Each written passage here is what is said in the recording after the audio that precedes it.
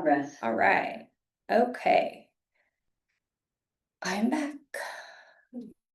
Okay. Yay! Wait a minute. I'm trying to share my screen. Who can share host only? Okay. Right? Yeah. Okay. Why wouldn't it? Oh, there we go. Okay. Desktop, share.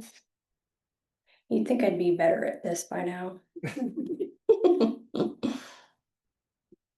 Make that small. Present full screen. Okay. Is it up there? It's up there. Okay. Excellent. Okay.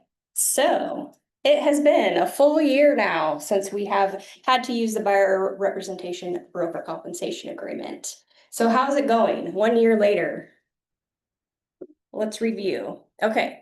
Now it's become common practice. We've had over a year now to practice this, to learn how to talk to our clients about it, to use it when we are showing property to buyers and also writing offers for our buyers. There were some changes made mid-year to the documents that we use because this was a first for everybody for it being required. So we saw some things that could have been better and needed to be changed, and they made the changes. So I'm going to go over those. And then we pleasantly found out that most sellers are still willing to pay the compensation. Keep going. Okay. So there are some where the buyer will continue or will have had to come in with some extra money to make up the difference if the seller wasn't willing to pay all of it. But other than that, I think just from what I'm seeing in your guys' files and in my transaction coordinating business, the vast majority of the time, the seller has still been paying the buyer broker compensation, which we suspected would happen. Now, of course, that could change as the market changes, but that was positive news in my opinion. Okay. Why won't you move forward? You go to here. Okay. Year in review. Okay, what happened? Well, due to the NAR settlement, BRBCs became a requirement for every realtor working with a buyer. Okay, I'm not going to go into the details of that. We all know what happened. But it became required. All right, we have to have permission to show a house, is what I like to call it. Number two, decoupling of the commissions became the new way, and that document, the BRBC, outlines that very well for us. 3, agents need to have the BRBC signed prior to showing homes to buyers. That is how it is written. That is the law for this settlement that we have. Okay, does it always work out that way? No.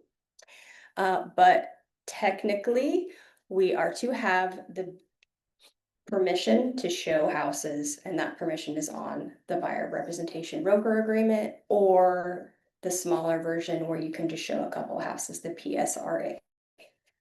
Okay, and then the amount of compensation the seller is asked to pay cannot be higher than the BRBC. And this has always been the way that it was, but this has actually brought a lot of confusion over the past year. And so I'm going to go into more depth of that here shortly.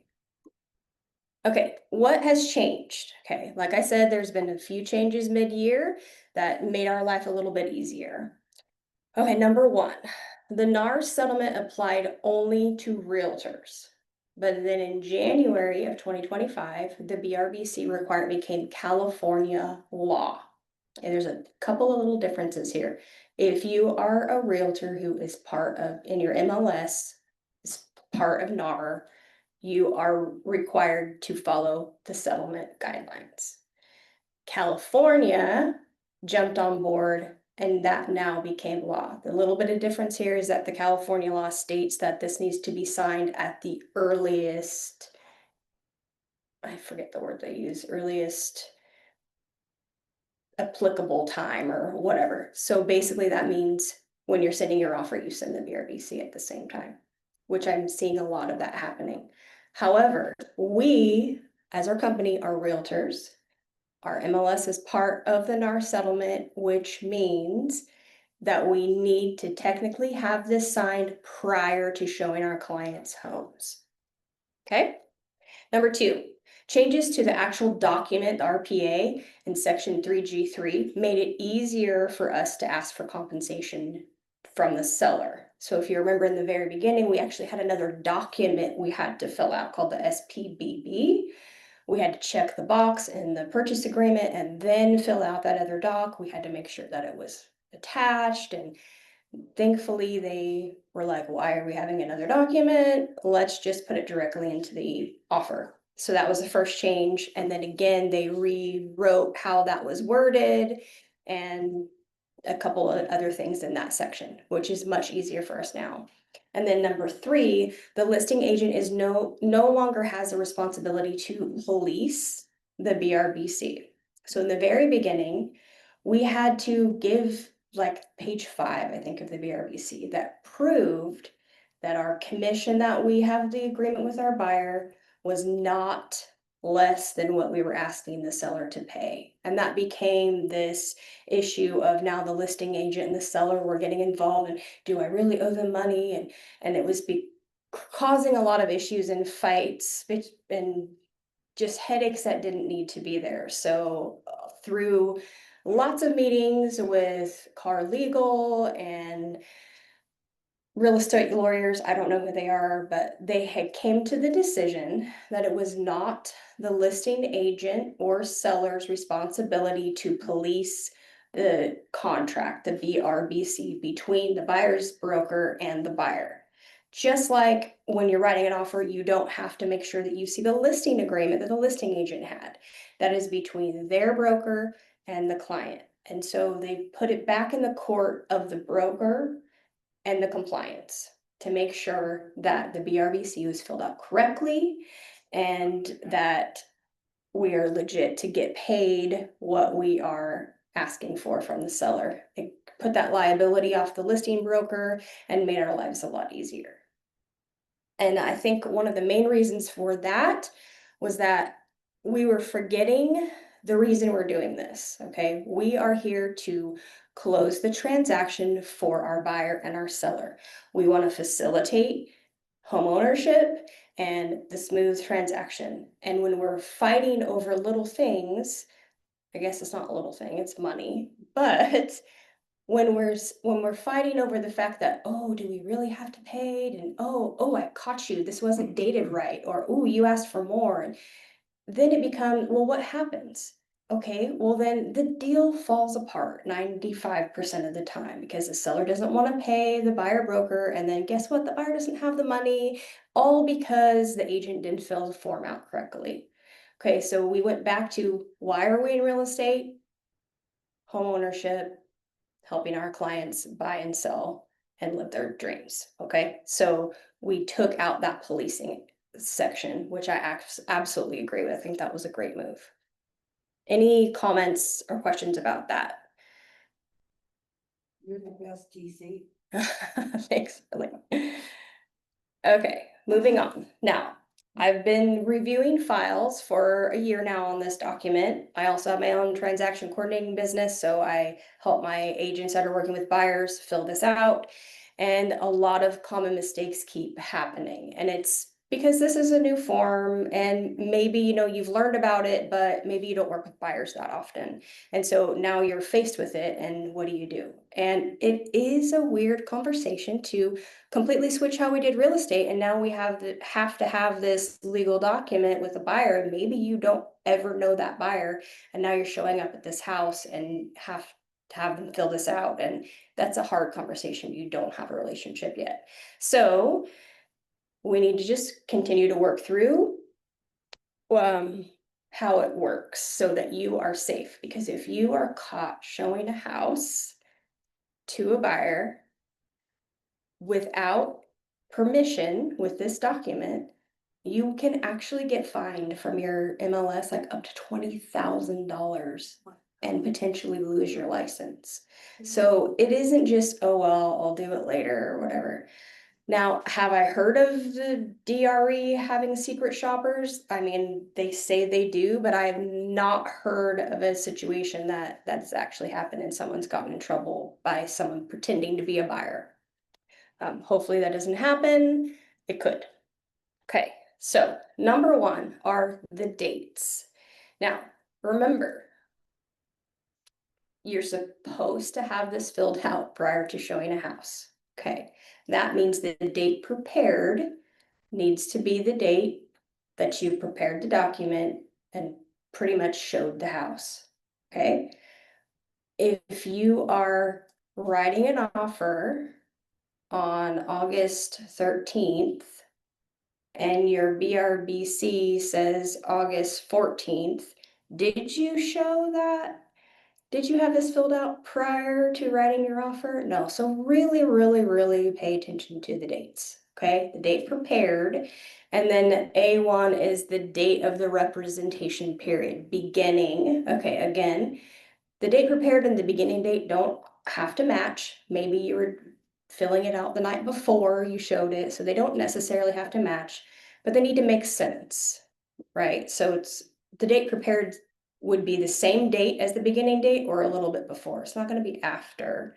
That gives yourself away. You prepared it after you showed them the house, right? Okay. Beginning date and ending date. If these are not both filled in, it is void. Okay, so you need to have dates in both spots. And you need to make sure that it is for no less or no more than 3 months. It cannot exceed 3 months. This was one of the changes. It used to say 90 days. People got in the weeds with that. We're counting out 90 days and was this date the 90th or this one? And so they just said, we'll just do 3 months. Okay, so not to exceed 3 months. So if it does exceed 3 months, because you're not paying attention and you didn't go to trainings and you put a whole year in there, again, it is void, does not count and you don't get paid. Okay? All right, and then there's a little blurb of this is a corporation or LLC or a partnership. It can be long. Just stick with less than 3 months, okay? Any questions on that? Mitz, yeah, do you want the mic? Oh, okay. Just dumb semantic questions. Yeah. So what if you're in escrow and like the BRBC ending date ends while you're in escrow or something like that? Is that grounds for some kind of? So it says, or completion of a resulting transaction, whichever occurs first. So if you get it accepted and it expires while you're in, you're still good. You don't need to modify it. You're golden at that point. You're in contract already. Yeah. If you're continuing to show houses and it's getting up close to that 3 months, you're going to do a modification. So it's an MTBR, modification to broker representation. And it has a little line on there, extended. You can extend it, but again, only 3 month increments. Good to know. Yeah. I'm glad I offer that question. You are not the only one because people did do it. All right, Esperanza. So what if it's over the 3 months and they're not even finding a house? Yeah, that's when you would do that modification. Do this again? Yeah. So you as the agent need to put this date in your mind of when it's getting close to expiration. Maybe you put it in a calendar as a calendar reminder that's going to pop up to you and go, oh yeah, we haven't found a house yet. I need to send them an extension. Okay. Jessica, All right. The next Jessica? one, yeah, go ahead. I got a question. I want to just make sure I understand this. So let's say hypothetically, we're in an escrow. We're already in an escrow, but the 3 months runs out. You're saying we need to do a modification on that. Is that correct? No, you do not. If you are already in escrow with that buyer, you do not. You're good. Because this Okay. is just for when you're showing homes. Okay, thank you. That's good. Yeah, you'll see right there, right underneath the beginning and the ending date, it says, or upon completion of a resulting transaction, whichever occurs first. Okay, so you are golden until you close escrow. Or if you have not gotten into escrow and the 3 months comes, that's when you would need to do the extension. And the extension is it for 3 more months? Yes, extensions only 3-month increments. Yeah. Any other questions from online? Nope. What happens, Certainly. my buyers, I'm doing open house. And my buyers wanna go through a different open house. Do I have to have them sign something there? Say that again? If they're gonna hop and do, open houses. Okay, so you have buyers. Do you already have a buyer representation agreement with them before they're looking at No. open houses? Yeah. Okay, so they can go to open houses because the way that it works is that typically the agent holding the open house is the listing agent or works for the broker that has the listing. And technically, open houses work to where any buyer can go in and they don't need a buyer representation agreement with that agent that is at the house because that agent represents the seller. And they can show the house on behalf of their seller. They're not representing the buyer. Now, if your buyer is hopping around and they really like an agent there and that agent makes a relationship and they want to go see a different house with that agent would then have the BRBC filled out with them. So if they are your clients, you need to make sure you already have a buyer representation agreement with them. That would prevent them from being able to work with another agent. You have a question? Okay.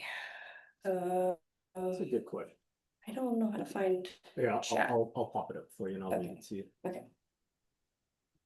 Jessica? Does that answer your question, Dr.? I'll wait. I have another question for you, but I'll wait.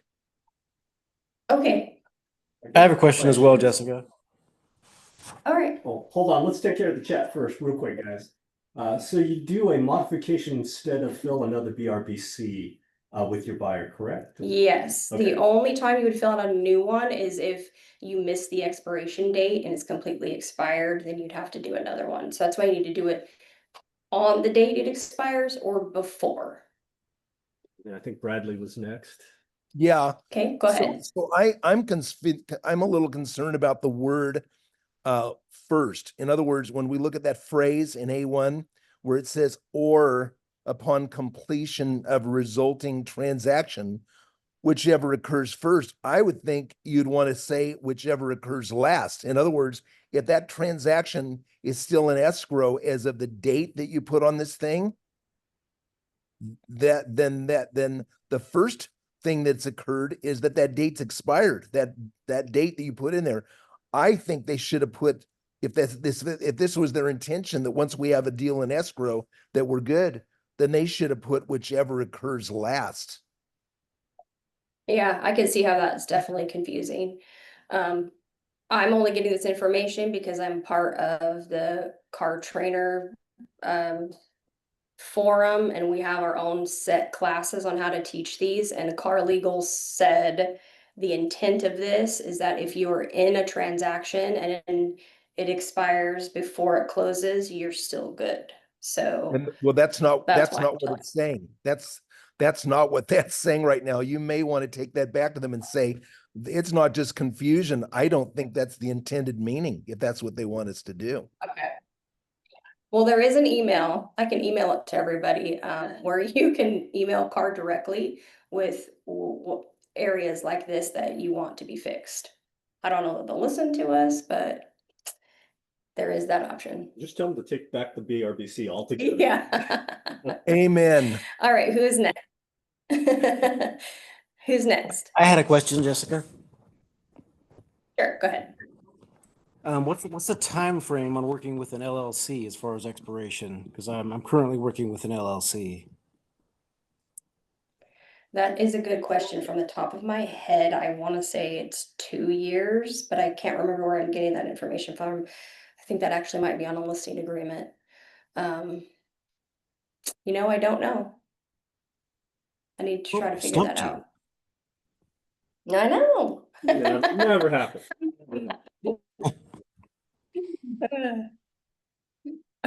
Any other questions about the dates? We should have that. If they stumped Jessica, you get to spin a wheel for a prize. Yeah. I agree. Okay. All right, why does it go forward sometimes and not others? Okay, next common mistake is the compensation.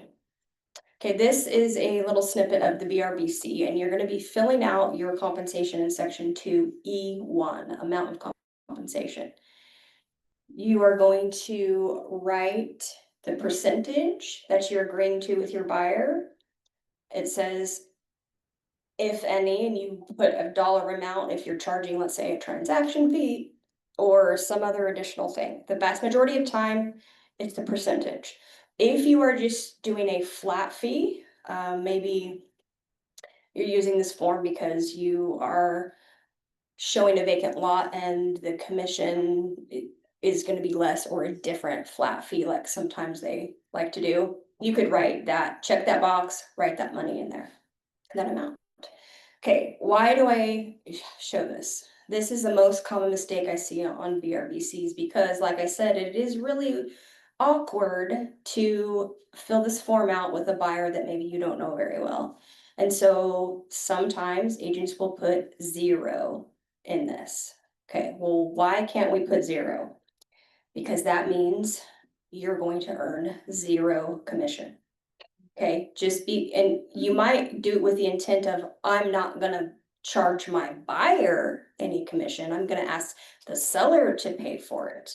So that's where the confusion comes. I'm not gonna charge you anything, buyer, I'm gonna put 0, but I'm gonna ask the seller to pay. Well, the way that the law is written, and this is from NAR, this isn't just CAR's form. CAR made this form because of the rules of the settlement. If you put 0 there, you cannot ask the seller for anything. Whatever you put on E1, that is the maximum amount that you can ask the seller for. Okay? So I have seen some people will do the smaller form, the PSRA, where you just put a couple addresses.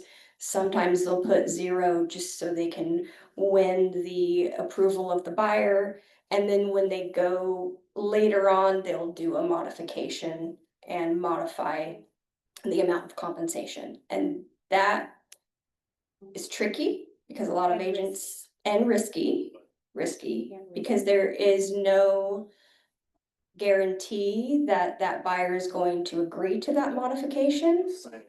Yes, and so now you have shown the house and you're getting ready to write the offer and they still don't want to do it, and then you're working for free. Okay, so that is frowned upon, although I'm of the opinion that we work in the gray areas within our limits. Okay, so I'm all about not having to be a perfect stickler on everything. So I try to help you guys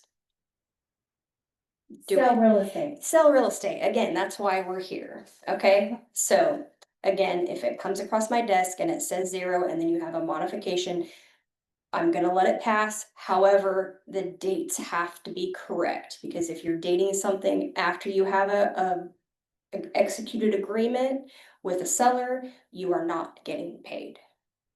Okay? All right, and then next slide, I put the section here of RPA down below. So you'll see that 3G3, you're gonna check the box that seller payment to buyer's obligation. You will write in here, in this section right here, the amount you're asking the seller to pay for you, okay? So this amount in your buyer broker agreement, let's say we're always gonna do 3% up here as our standard, maybe 4, maybe 5, maybe you're, great. You're gonna put that there.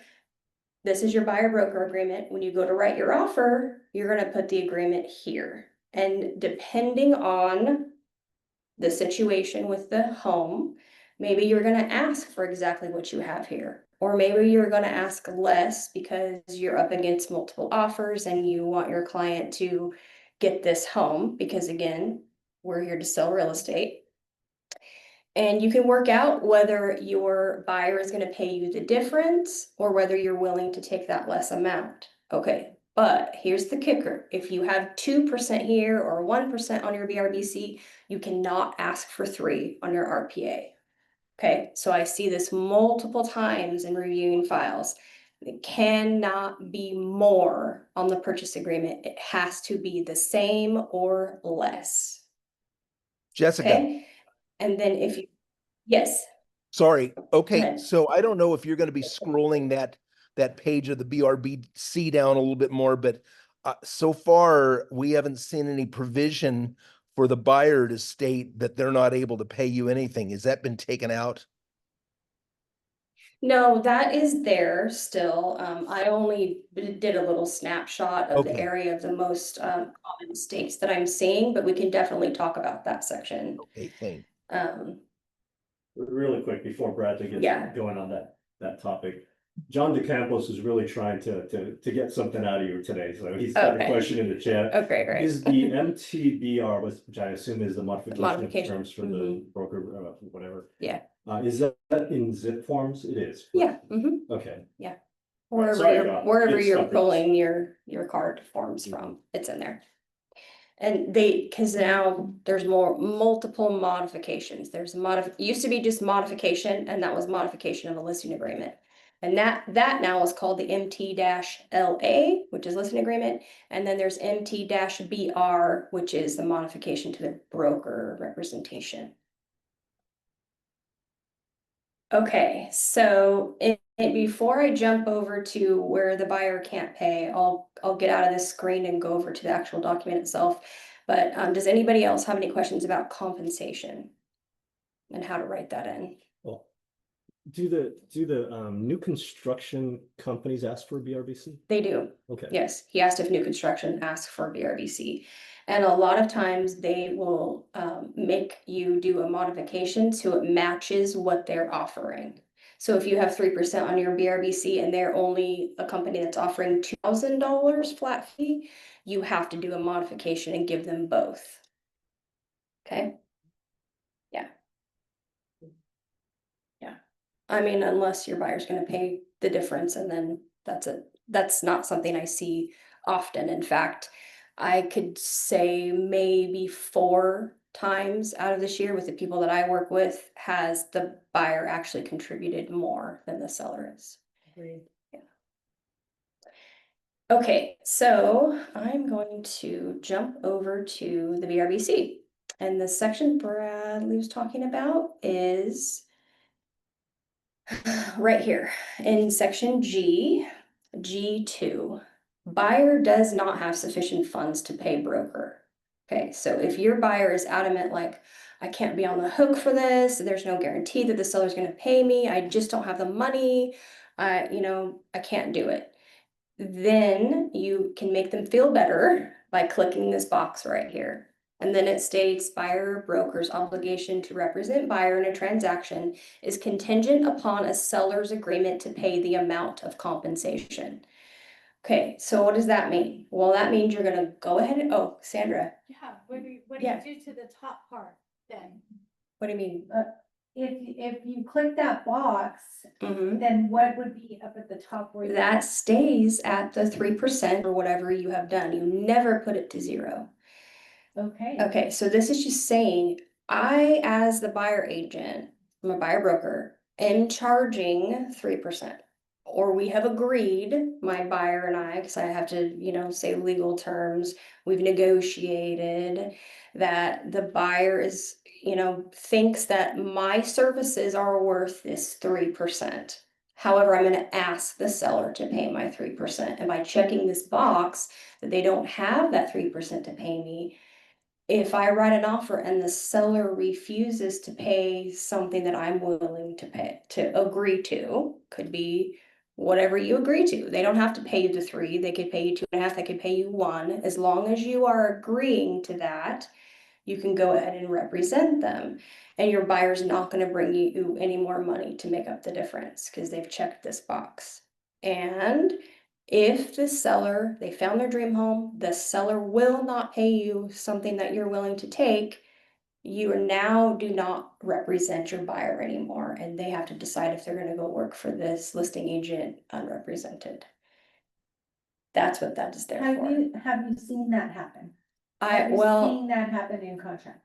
not in contracts because it wouldn't have worked out, Okay. right? So I'm not actually seeing it, and I haven't heard a lot that this is happening. And you're not seeing the unrepresented. I have contracts honestly coming not, through. unless it's some weird investment company that does their own stuff. I actually have not seen an unrepresented buyer come through. And that would be with like, you know, the B&A form that shows this buyer's not represented, opens up a whole can of legality that we don't want to really be a part of.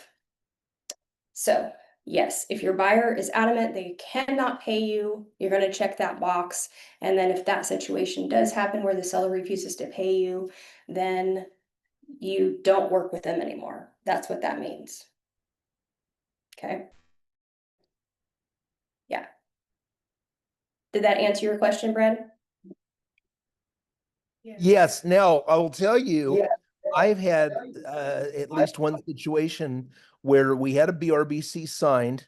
The buyer agreed to pay a certain amount. The seller was going to pay a certain amount. And what ended up happening in the transaction is the seller, because they end up having to adjust to a lower appraisal, they said, if we're going to do that, we're going to have to cut your commission down. My buyer was not able to pay that full amount that they'd committed to, so we had to do a modification of the BRBC so that the buyer would not have to pay that extra Okay. money. So Yeah. that's where the modification Yep. comes in. That's right, that happens. So again, if you're in contract and the seller, you have 3% on your BRBC, the seller only agreed to pay you 2%, you're gonna modify your BRBC down to 2% so that your buyer does not owe you anything further. So is it better not to merge that box? Because that seems like a loop. A loophole for the buyer? For the buyer, Mhm. once they. Yeah. So, Yeah, honestly, in reviewing all the files, this box is maybe marked 5% of the time. So it's not being widely used as a way out for your buyers. It is. And probably because agents just aren't filling it out, honestly. Yeah.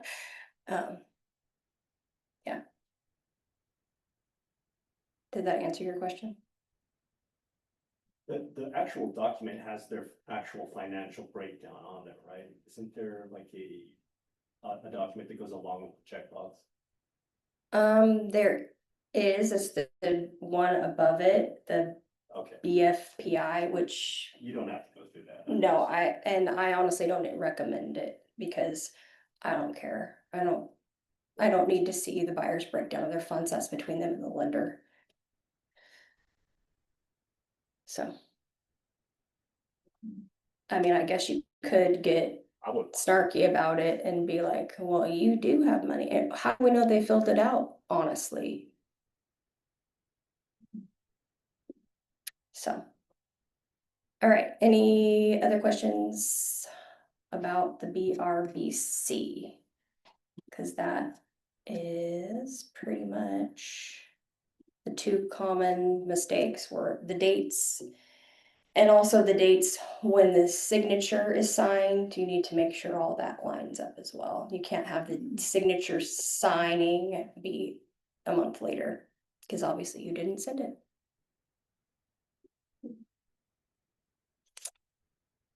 Okay, anybody else online? Go ahead and unmute yourself if you do. Type in the chat.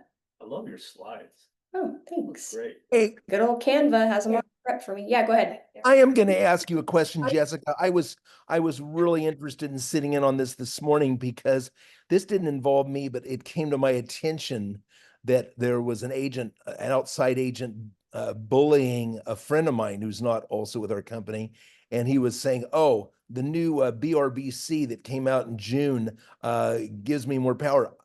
From what I've seen, at least what you presented this morning, I didn't see any significant changes in the BRBC. Some little technicalities, but No. nothing major.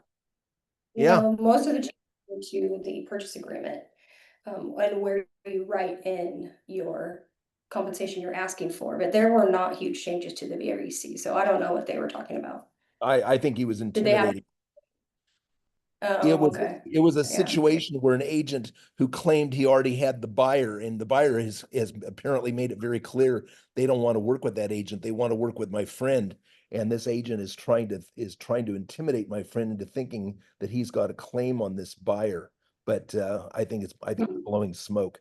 Thank you. This was excellent, by the way. Good. Glad you enjoyed it. Yep. Thanks. Yeah, and again, to that intimidation, they gotta just show it in the contract. The contract is what we live off of. So if he claims he has a right, he needs to prove it by showing us the signed contract with that buyer.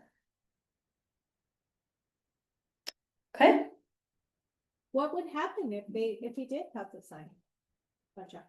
okay, so depending on which one it is, Sandra asked what would happen if he did have a signed contract with this buyer already and the buyer wanted to work with someone else. Depending on which contract they signed and if it was exclusive or not, the cancellation rights are different for each. So depending on what it shows, the buyer can cancel the agreement with the agent that they have the contract with. And depending on the terms that were pre-written in that contract, he would follow those. And more than likely, he would have to wait a significant period of time before he could write the offer on that particular house until he's free of that contract.